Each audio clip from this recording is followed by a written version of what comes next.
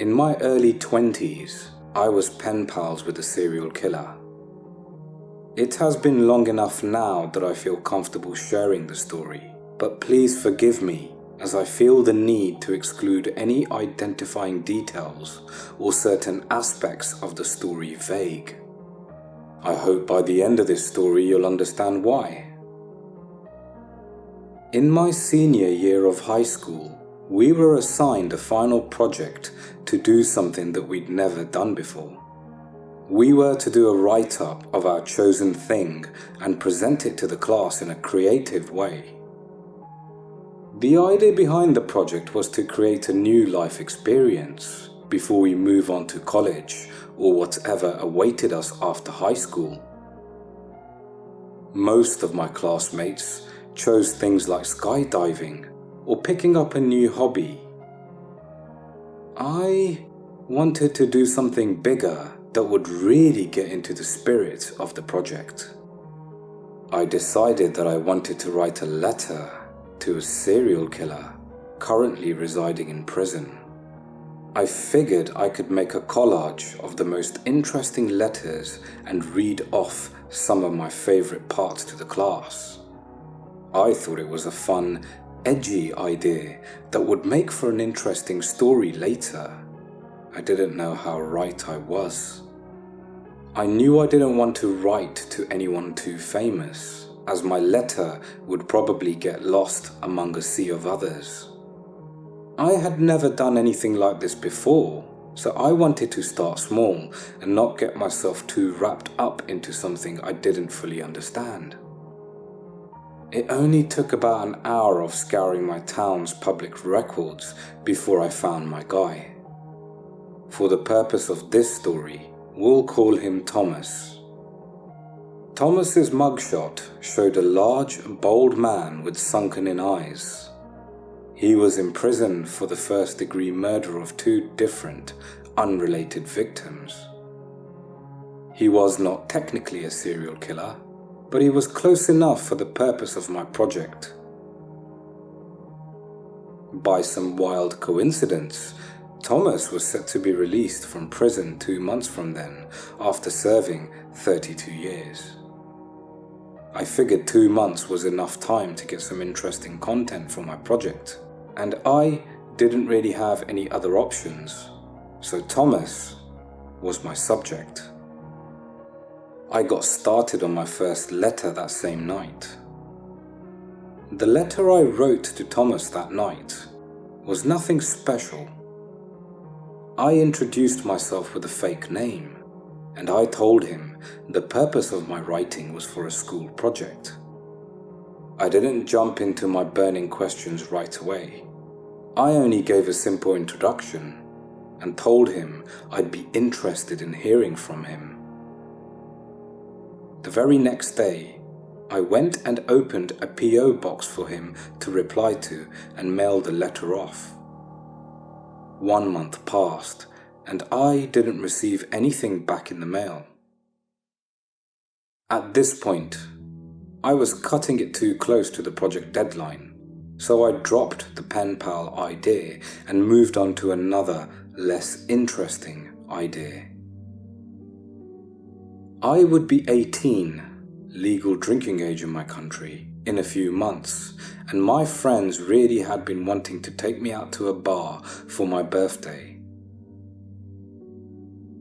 My friends had all turned 18 over the last year, and it seemed like they were always just looking for any excuse to go to a bar.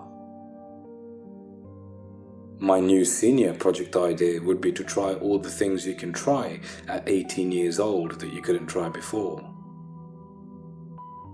I'd go to a bar, I'd smoke a cigarette, and I'd buy a lottery ticket. I told you, boring. The months leading up to my birthday passed uneventfully. The night of my birthday came, and if you had asked me back then how it went, I would have told you it was lame. If you ask me now, I'd still tell you it was lame, but I'll share the details anyway. I had never been to a bar before. It was loud, too loud to hold a conversation. My friends were quick to drag me towards the bar to order drinks. They joked that it was on me after I win big from my lottery ticket.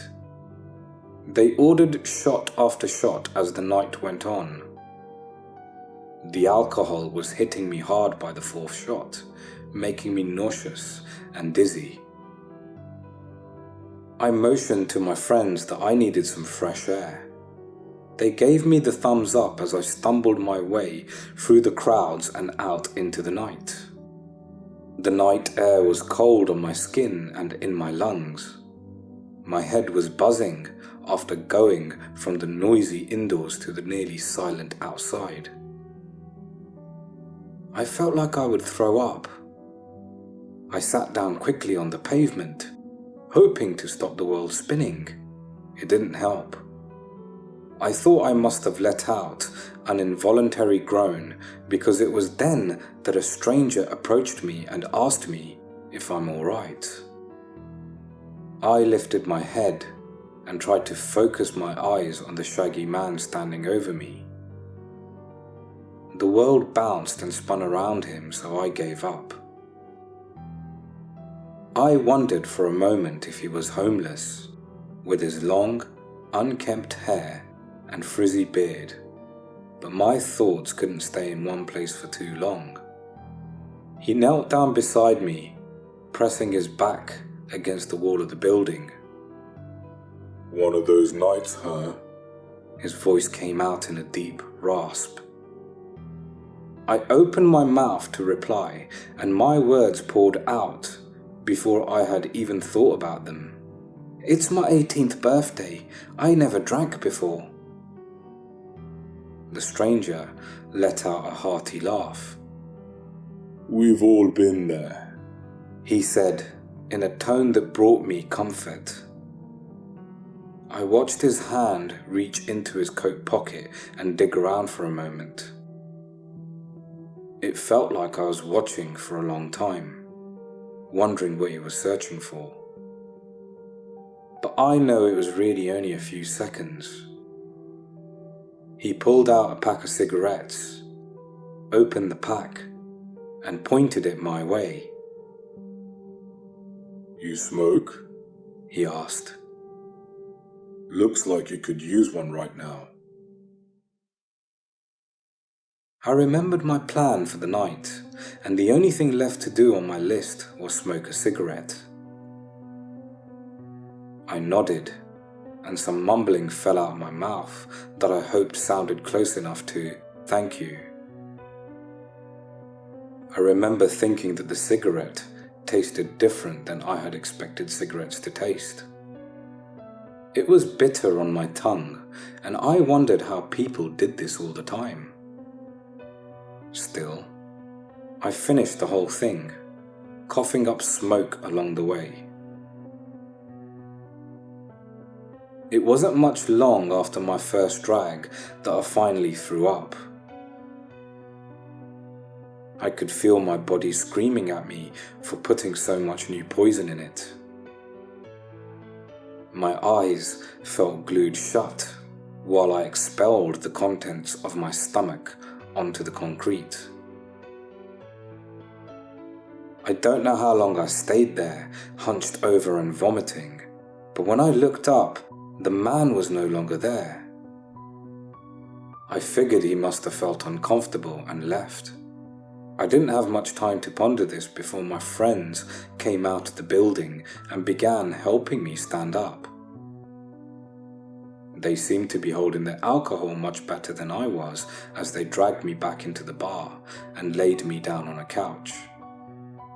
I blacked out shortly after and only woke up the next morning with a hangover I haven't managed to top since.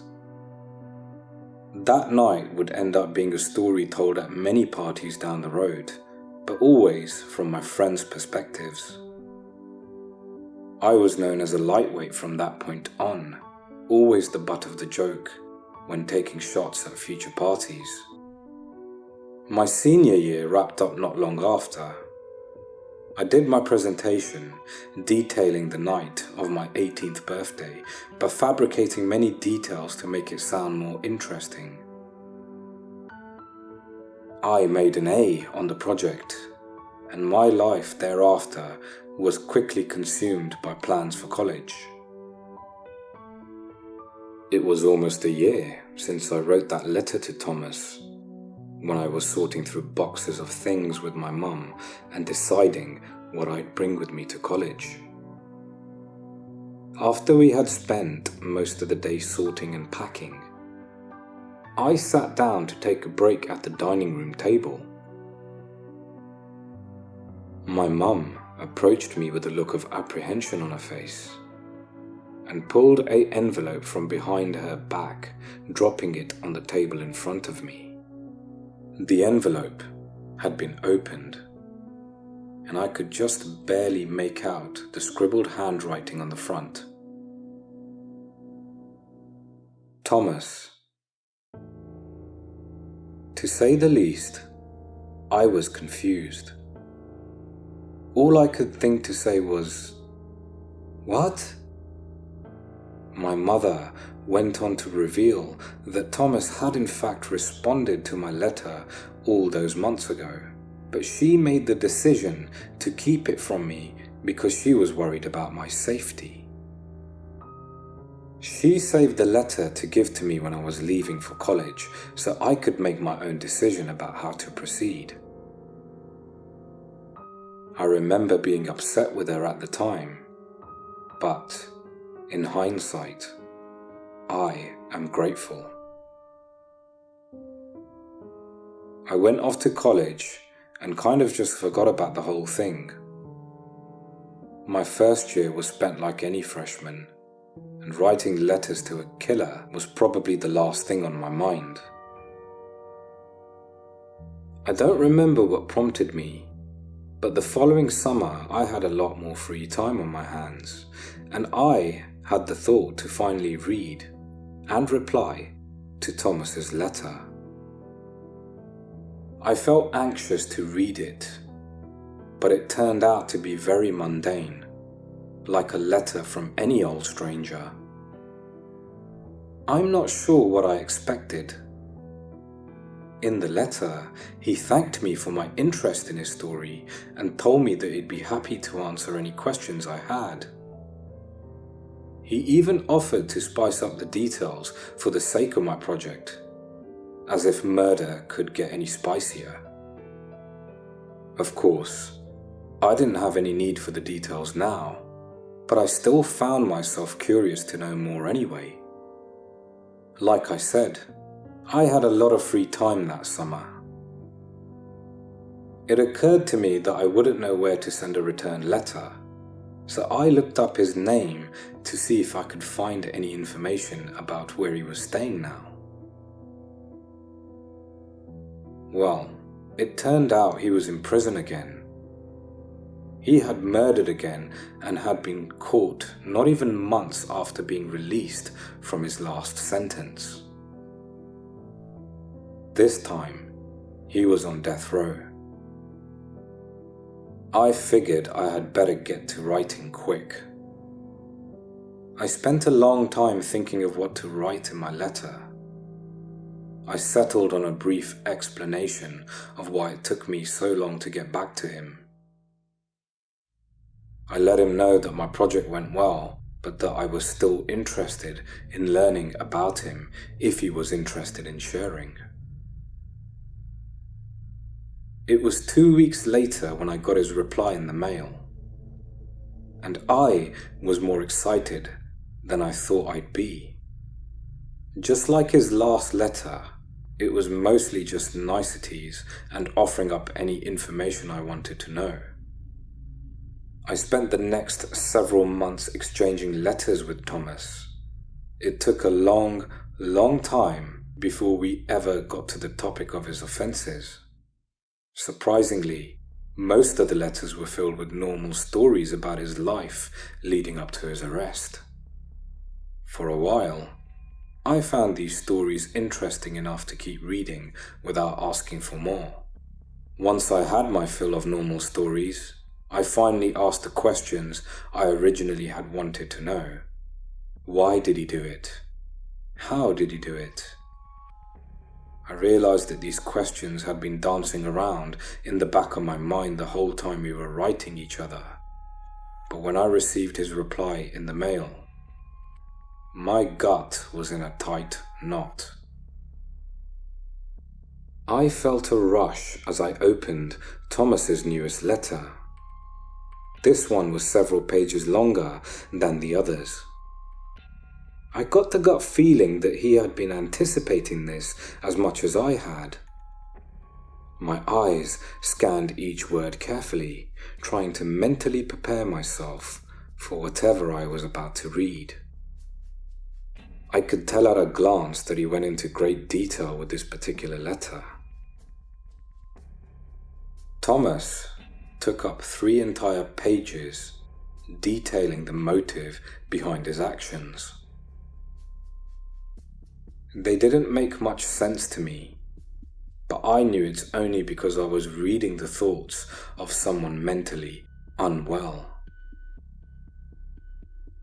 These pages made me sick to my stomach, but I stuck it out. I wasn't sure if I would have had the stomach to make it through the how of it all, but I was really so naive. On the 4th page of the letter, Thomas's tone changed to one of a man who felt pride in his methods. He recounted to me the way he would scout and subdue his victims. I felt my blood run cold as I read about how he would buy a fresh pack of cigarettes and coat each one in embalming fluid. Then Thomas wrote he would make his way to a bar and wait until someone, too drunk to think, would stumble out from the bar looking for a smoke. Thomas would then offer the victim one of his drugged cigarettes and stay chatting with them until the embalming fluid caused them to fall unconscious. I will spare you the rest of the details in that letter, as I never finished reading it anyway. After that, I never wrote another letter to Thomas, and made sure to stay close to my friends when we went out to bars.